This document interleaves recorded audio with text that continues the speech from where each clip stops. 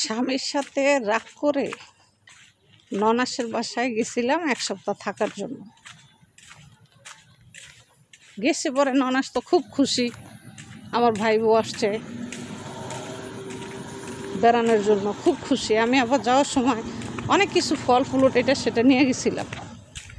ভাই বউ আমার খুব খুশি, মানে আমার ননাস খুব খুশি, আমার ভাই বউ আসছে খুব খুশি, এটা সেটা নিয়ে গেছি। মানে খুবই, মানে আমার ননাস প্রচণ্ড পরিমাণে লুবি, কথা বুঝছেন তো। যখন দেখছে অনেক কিছু নিয়ে গেছি, সে অনেক খুশি হয়েছে, মানে এটা বলার মতো না, এত খুশি সে হয়েছে।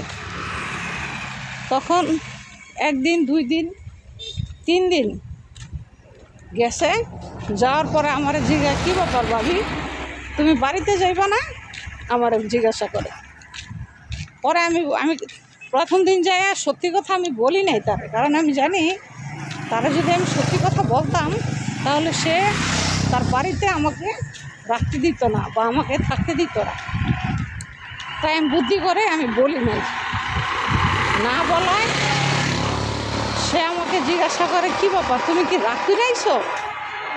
পরে আমি বলছি যে আমি আপনার ভাইয়ের সংসার করবো না, আমি তার সাথে রাগ করে চলে আসছি।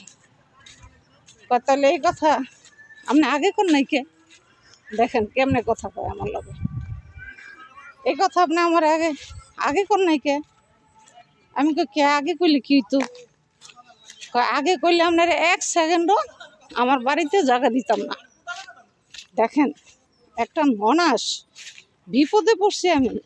বিপদে পড়ার কারণে ওনার বাড়িতে আমি গেছি 1 সপ্তাহ আশ্রয় নেওয়ার জন্য, থাকার জন্য।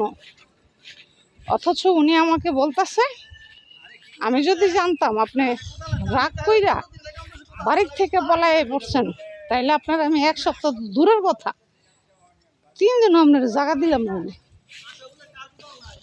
যখন এই কথা কইছে আমি মনে করেন আর দুনিয়াত নাই।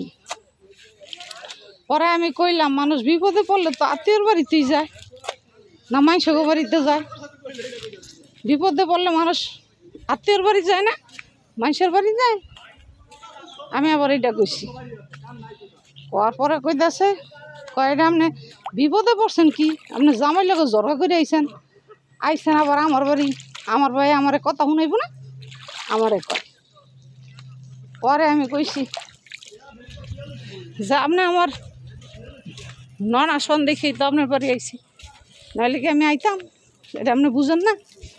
মাইসের বাড়ি গেলে তো মাইসে কথা হই না, আসবো, আশাআশি করবো। এই কথা কওয়ার পরে উনি আমাকে বলে যে, এটা কি গ্যালারি মারবা মামা? কবে? আজকে গ্যালারি মারবা? এটা খেলার মাঠ হচ্ছে, বিশাল বড় একটা মাঠ হবে খেলার, অনেক বড় একটা খেলার মাঠ হবে। তাহলে স্বামীর সাথে রাগ করে 2 দিনের জন্য ননাসের বাড়ি গেছি, অথচ ভালো আছেন? আছে আলহামদুলিল্লাহ, আল্লাহ রাখছে ভালোই। তাহলে চিন্তা করেন, 2 দিনের জন্য গেছি, যাইয়া শান্তি নেই। বলে যে আমার ভাইয়ের সাথে রাগ করে আইসা পড়ছেন, আপনার এখন চলে যেতে হবে, আপনাকে 1 সেকেন্ডও এই বাড়িতে রাখা যাবে না। আমার ভাই ফোন দিয়ে আমাকে বকাবকি করবেন। চিন্তা করেন, বিপদে পড়লে চিনা যায় মানুষ কেমন, বুঝছেন? বিপদে না পড়লে বোঝা যায় না যে কোন মানুষ কীরকম। আপনি বিপদে পড়ে দেখেন, আগে ঠিক মতো মানুষ চিনতে পারবেন। আর কিছু না চিনতে পারলেও মানুষ ঠিক মতো চিনতে পারবেন।